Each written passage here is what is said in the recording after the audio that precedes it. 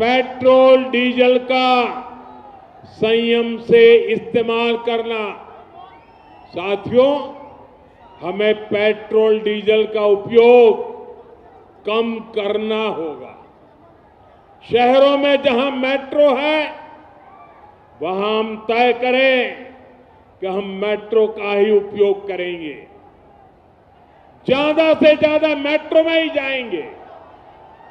अगर कार में ही जाना जरूरी है तो फिर कार पूल करने का प्रयास करें और भी लोगों को साथ बिठा लें।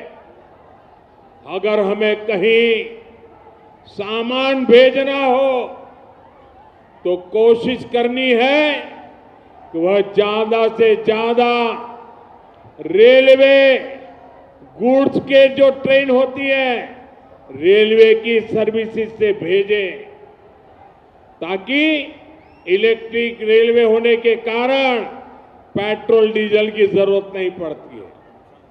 जिन लोगों के पास इलेक्ट्रिक व्हीकल है, वो भी कोशिश करें कि इलेक्ट्रिक व्हीकल का ज्यादा से ज्यादा उपयोग करें।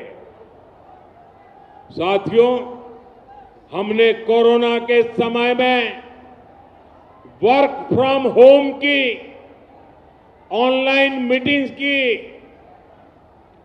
वीडियो कॉन्फ्रेंस की, ऐसी अनेक व्यवस्थाएं विकसित की और हमें आदत भी हो गई थी। आज समय की मांग ऐसी है कि उन व्यवस्थाओं को हम फिर से शुरू करें तो वो देश हित में होगा। Work from home, online conferences, virtual meetings, इनको हमें फिर से प्राथमिकता देनी है। साथियों, आज जो संकट है उसमें हमें विदेशी मुद्रा बचाने पर भी बहुत जोर देना होगा, क्योंकि दुनिया में पेट्रोल डीजल इतना ज्यादा महंगा हो गया है, पहले से कई गुना ज्यादा कीमतें बढ़ गई है। तो हम सबका दायित्व है कि पेट्रोल डीजल की खरीद पर जो विदेशी मुद्रा खर्च होती है, पेट्रोल डीजल बचाकर हमें वो मुद्रा भी बचानी है। इसके लिए हमारे छोटे छोटे प्रयास भी देश की बहुत मदद कर सकते हैं। जैसे आजकल जो विदेशों में शादियों का, विदेशों में घूमने का, विदेशों में वैकेशन पर जाने का मिडिल क्लास में कल्चर बढ़ता जा रहा है। हमें तय करना होगा कि जब ये संकट का काल है और हमारी देशभक्ति हमें ललकार रही है, तो कम से कम एक साल के लिए हमें विदेशों में जाने की बातों को टालना चाहिए। भारत में बहुत सारी जगह है, वहां हम जा सकते हैं। बहुत कुछ भारत में किया जा सकता है। कोई युद्ध होता था तो लोग देश हित में सोना दान दे देते थे।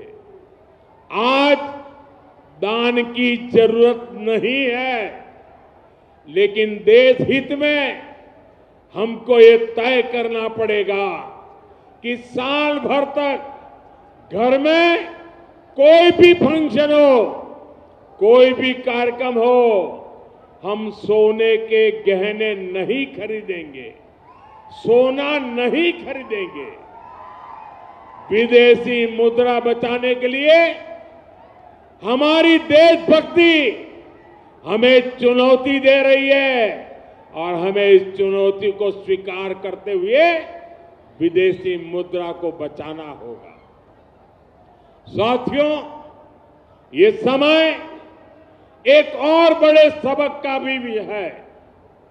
एक समय था जब हम कॉपर एक्सपोर्ट करते थे, लेकिन आज भारत के सामने स्थिति ऐसी बन गई कि अब हमें कॉपर को भी इंपोर्ट करना पड़ता है।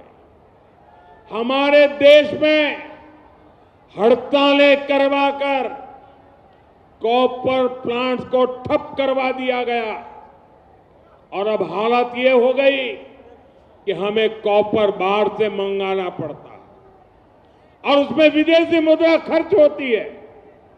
इसलिए मैं ऐसे सभी श्रमिक मजदूर संगठनों से भी कहूंगा कि हमें ऐसी बातों का जरूर ध्यान रखना चाहिए।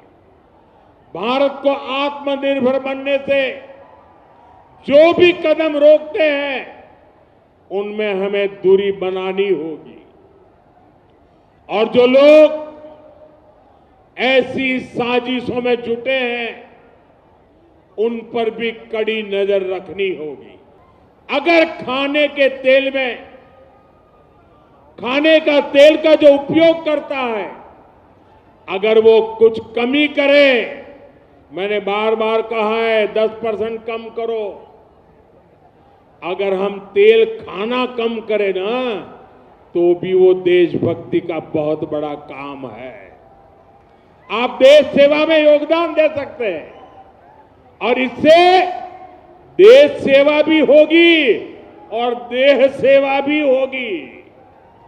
इससे देश के खजाने का स्वास्थ्य भी सुधरेगा और परिवार के हर सदस्य का स्वास्थ्य भी अच्छा रहेगा। साथियों, हमारी खेती है, हम बहुत बड़ी मात्रा में बाहर से केमिकल फर्टिलाइजर इंपोर्ट करते हैं। केमिकल फर्टिलाइजर खेती के कारण हमारी धरती मां को बहुत पीड़ा हो रही है, हमारे खेत बर्बाद हो रहे हैं।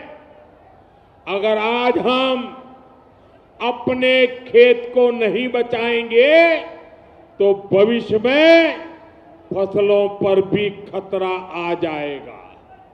इसलिए बहुत जरूरी है कि हम केमिकल फर्टिलाइजर की खपत 25%, 30%, 40%, 50% उसको घटाए आधी कर दें और हम उसके साथ साथ नेचुरल फार्मिंग की तरफ बढ़े। हम फर्टिलाइजर का उपयोग कम करके विदेशी मुद्रा भी बचा सकते हैं और साथ साथ अपने खेत को बचा सकते हैं, हमारी ये धरती मां को बचा सकते हैं।